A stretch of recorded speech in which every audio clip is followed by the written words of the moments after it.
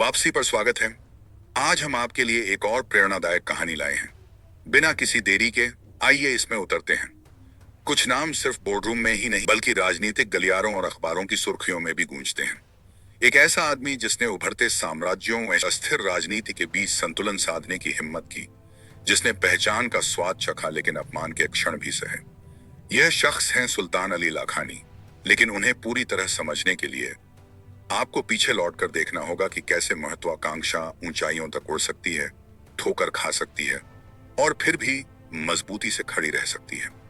24 जुलाई 1948 को भारत के गोंदिया में जन्मे सुल्तान अली लाखानी का शुरुआती जीवन महत्वाकांक्षा और विरासत से गढ़ा गया था। उनके पिता हसन अली कराभाई के भीतर उद्यमशीलता का स्वभाव था, जिन्होंने 1954 में उस बीज को बोया जो आगे चलकर पाकिस्तान के सबसे बड़े समूहों में से एक उपवन लैक्सन ग्रुप में बदल गया।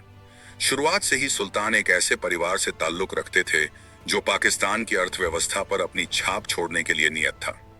सुल्तान ने कराची यूनिवर्सिटी से अर्थशास्त्र में स्नातक किया, जिसने आगे चलकर उन्हें उद्योग और राजनीति में बड़े निर्णय लेने की समझ दी। लेकिन महत्वाकांक्षा केवल कक्षा में नहीं बढ़ती, इसके लिए परंपरा से परे छलांग लगानी पड़ती है। परिवार के साथ मिलकर सुल्तान ने लैक्सन ग्रुप की सह स्थापना की और उसे ऊंचाइयों तक पहुंचाया।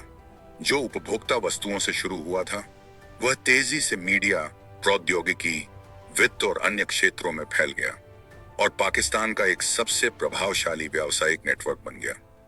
लेकिन सुल्तान के उपक्रम यहीं तक सीमित नहीं रहे। आधुनिक जीवन शैली और उपभोग में अवसर पहचान कर सुल्तान पाकिस्तान में फास्ट फूड क्रांति का आधार बने। मैकडॉनल्ड्स पाकिस्तान के मालिक बनकर इस कदम ने देश की डाइनिंग संस्कृति को नया रूप दिया और सुनहरे आर्चेस को घर घर का प्रतीक बना दिया। इसी बीच सुल्तान ने मीडिया साम्राज्य बनाने में भी अहम भूमिका निभाई। जुलाई 1998 से वे एक्सप्रेस मीडिया ग्रुप के सीईओ रहे हैं और उन्होंने इसे राजनीतिक परिवर्तनों, बाजार की चुनौतियों और पत्रकारिता के बदलते मानकों के बीच मजबूती से संभाला। लगभग 3 दशकों की इस यात्रा ने उन्हें न केवल व्यवसायी बल्कि राष्ट्रीय विमर्श को आकार देने वाला भी बना दिया। सुल्तान लाखानी के लिए व्यवसाय केवल एक मंच था, राजनीति भी उन्हें पुकार रही थी। 1988 में पाकिस्तान मुस्लिम लीग के प्रतिनिधि के तौर पर सिंध से सीनेट के लिए चुने गए और 1994 तक कार्यकाल निभाया। संसद में उनके 6 वर्ष आर्थिक विकास और सामाजिक कल्याण की नीतियों को आगे बढ़ाने की उनकी प्रतिबद्धता को दर्शाते हैं। लेकिन राजनीति शायद ही कभी सरल चढ़ाई होती है। साल 2000 में उनके करियर ने नाटकीय मोड़ लिया, जब उन्हें और उनके कारोबारी साझेदार हसन नवाज इमाम, पूर्व प्रधानमंत्री नवाज शरीफ के बेटे, को नेशनल अकाउंटेबिलिटी ब्यूरो ने गिरफ्तार कर लिया। आरोप कथित ऋण डिफॉल्ट से जुड़े थे, जो उनकी मैकडॉनल्ड्स पाकिस्तान की साझेदारी से संबंधित थे। कुछ समय के लिए आरोपों का बोझ उनकी प्रतिष्ठा को ढकता हुआ लग रहा था, लेकिन विरासत को परिभाषित करती है दृढ़ता। सुल्तान ने इस परीक्षा का सामना किया, राजनीतिक उथल पुथल के बीच डटे रहे, पाकिस्तान की अर्थव्यवस्था में योगदान जारी रखा।